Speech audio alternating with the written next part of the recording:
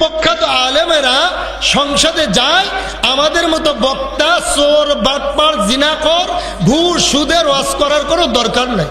প্রত্যেকের হাতে ধরে যায়, পায়ে ধরে যায়, চুম্মু দিয়ে যায়। আমাদের কিলাকিলি ফারাফারি করে লাভ নাই। তোমার নেতা গুলশানে বাড়ি করবে, আমার লাভ কি? আমাদের জীবন দিয়ে লাভ কি? ঠিক কিনা জোরে কম। যুবকদেরকে বলবো 5 ওয়াক্ত নামাজ পড়বা, যারে ভালো লাগে তারে ভোট দিবা, বাধাবাধি নাই। তবে আকলের কাছে আমি প্রশ্ন রাখবো, এমন মানুষের ভোট দিবি না যে লোকটা জানাজা ছাড়া কোনো নামাজে হাজির হয় না। এমন লোকের ভোট দিবা যার নামাজ আছে, রোজা আছে, ইসলাম আছে, কালিমা আছে, টুপি আছে।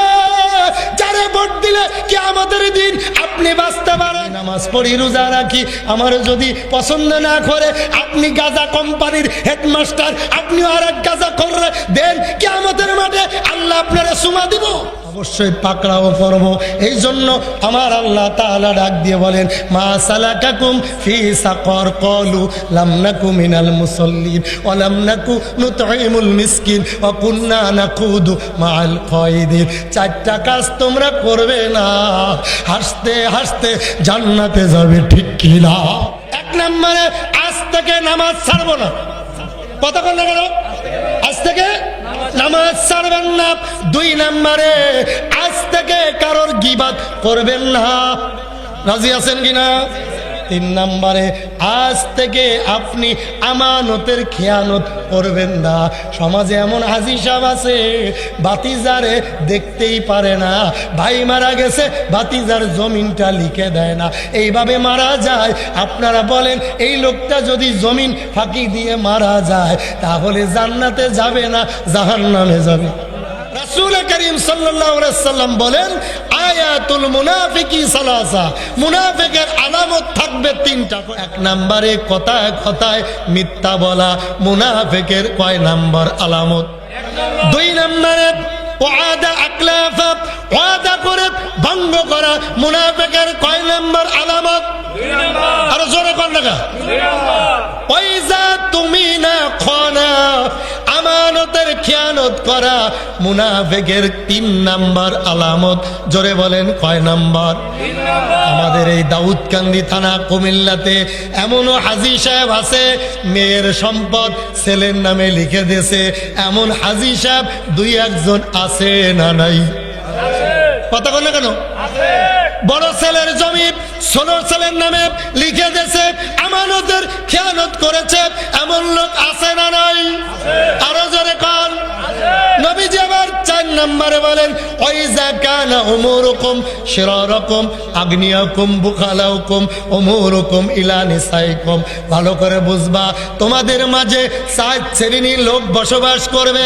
যখন তোমরা দেখবা 4 শ্রেণীর লোক সমাজে মাতবাড়ি করতেছে, মনে করবা কিয়ামত বেশি দিন। কথা কয় না? 1 নম্বরে তোমরা যখন দেখবে মূর্খ লোক সমাজের নেতৃত্ব দেবে। কথা কয় না রে? তোমরা যখন দেখবে, কয় নাম্বার? 1 নম্বরে মনে করেন মুনাফিকের আলামত 3টা, আর একটা ধরেন 4 নাম্বার। কয় নাম্বার? 4 নম্বরে এমন একটা জামানা আসবে তোমাদের মাঝে উম্মত মূর্খ লোক মুরগি চুরি করছে, জিনাখোর অশিক্ষিত মূর্খ সমাজের নেতৃত্ব দেবে। তখন মনে করবা কোনো দোয়া কোনো ওয়াজ মাহফিলে কাজ হবে না। ওয়াজ মাহফিল প্রতিদিন হয়, মসজিদের জুতা চুরি বন্ধ হয় না। কথা বল না কেন? নবীজি আমার বলে 5 নম্বরে, কয় নম্বর মুখস্থ করতেছেন? 5 নম্বরে নবীজি বলেন, এমন একটা জামানা তোমাদের মাঝে আসবে রে উম্মত, তোমরা দেখবা পুরুষের দাম থাকবে না, পুরুষে আয় করবে, ইনকাম করবে, আর ব্যাগ নিয়ে গরিপুর বাজারে নারীরা বাজার করবে। পুরুষেরা বিদেশ করবে, বড় ভাইয়ের নামে অ্যাকাউন্ট থাকবে না, বাবার নামে অ্যাকাউন্ট থাকবে না, অ্যাকাউন্ট করবে লাইলি বেগমের নামে। 10 বছর বিদেশ করে বাড়িতে এসে দেখে ঘরে লাইলিও নাই, ব্যাংকের টাকাও নাই। ঠিক কিনা জোরে কও?